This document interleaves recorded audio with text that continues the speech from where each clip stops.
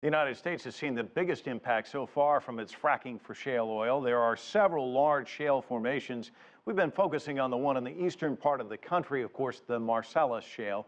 Looking across the world, though, there are several other countries, and you can see the yellow indicating where those shale deposits occur. These have the potential for shale development. Among them, much of Europe, China, Argentina, South Africa, and Australia. So there's a lot out there.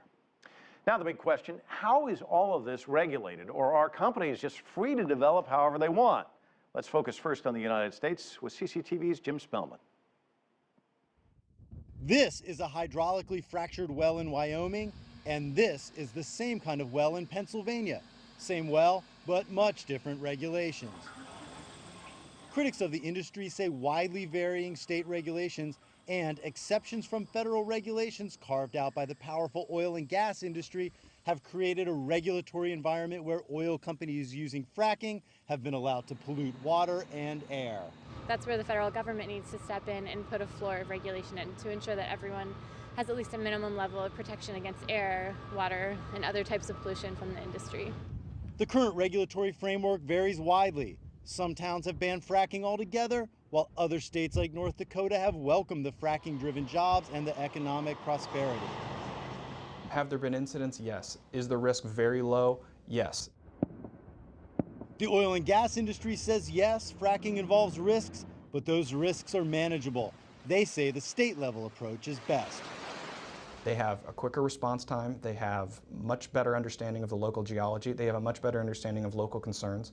They are the most fit and the best fit to address a lot of these issues. Regulations vary widely regarding the chemicals used in the process, protective casings around well shafts, and water contamination monitoring. In Texas, the system is so quirky that fracking is regulated by the Railroad Commission in some parts of the state. The Federal Environmental Protection Agency is conducting a study to determine what impact fracking may have on drinking water.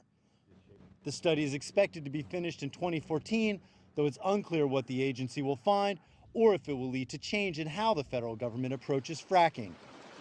Meanwhile, New York State may create a new model for state regulation.